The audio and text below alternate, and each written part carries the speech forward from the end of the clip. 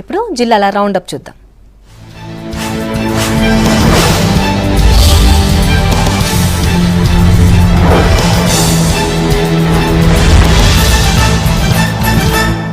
నిర్మల్ జిల్లా బాసర ట్రిపుల్ ఐటీలో కాంట్రాక్ట్ ఉద్యోగులు ఆందోళన చేశారు. టీచింగ్, నాన్ టీచింగ్ తో పాటు కాంట్రాక్ట్ ఉద్యోగులను రెగ్యులరైజ్ చేయాలని డిమాండ్ చేశారు. 8 ఏళ్లుగా కాలేజీలో కాంట్రాక్ట్ ఉద్యోగులుగా పనిచేస్తున్నామని సీఎం కేసీఆర్ తమ సమస్యను పరిష్కరించాలని కోరారు. భద్రాద్రి కొత్తగూడెం జిల్లా పాల్వంచ కేటీపీఎస్ ను సందర్శించారు జెన్కో సీఎండీ ప్రభాకర్ రావు. 7వ దశ నిర్మాణ పనులను పరిశీలించారు. విస్తరణ పనులను వేగంగా పూర్తి చేయాలని అధికారులను ఆదేశించారు. ఈ ఏడాది చివరి నాటికి విద్యుత్ ఉత్పత్తి ప్రారంభించాలని సూచించారు.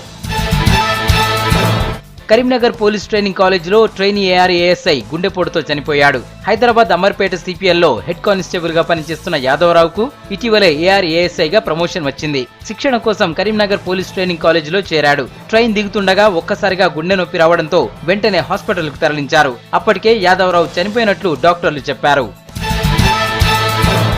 జాతీయ నులిపురుగుల నిర్మూలనపై అవగాహన కల్పించేందుకు జోగులాంబ గద్వాల జిల్లా కేంద్రంలో వైద్య ఆరోగ్య శాఖ అధికారులు ర్యాలీ నిర్వహించారు. ఏడాది నుంచి 11 ఏళ్లలోపు చిన్నారులకు తప్పనిసరిగా నులిపురుగుల మందులను వేయించాలని కోరారు. ఈ ర్యాలీలో వైద్య ఆరోగ్య శాఖ సిబ్బంది, అంగన్వాడీ కార్యకర్తలతో పాటు విద్యార్థులు భారీగా పాల్గొన్నారు. కరీంనగర్ లో ప్రైవేట్ పాఠశాల యాజమాన్యం చండీ యాగం నిర్వహించింది. ఈ యాగంలో భక్తులు భారీగా పాల్గొన్నారు. శృంగేరి పీఠానికి చెందిన వేద పండితులు యాగ క్రతువును నిర్వహించారు. లోక కళ్యాణం కోసం యాగం చేసినట్లు నిర్వాహకులు చెప్పారు. చండీ యాగంతో ప్రజలు సుఖ సంతోషాలతో జీవిస్తారని, మంచి వర్షాలు కురిసి పాడి పంటలు పండుతాయన్నారు వేద పండితులు. రాజీతోనే ప్రశాంత జీవితం సాధ్యమవుతుందన్నారు వరంగల్ జిల్లా ప్రధాన న్యాయమూర్తి తిరుమలాదేవి. కేసుల పరిష్కారానికి ఈ నెల 11న లోక్ అదాలత్ నిర్వహిస్తున్నామన్నారు. ఉమ్మడి వరంగల్ జిల్లాలో 2500 కేసులు ఉన్నట్లు చెప్పారు. క్రిమినల్, రోడ్డు ప్రమాదాలకు సంబంధించిన కేసుల పరిష్కారం కోసం ఇన్సూరెన్స్ కంపెనీలు, పోలీసులకు నోటీసులు జారీ చేశామన్నారు.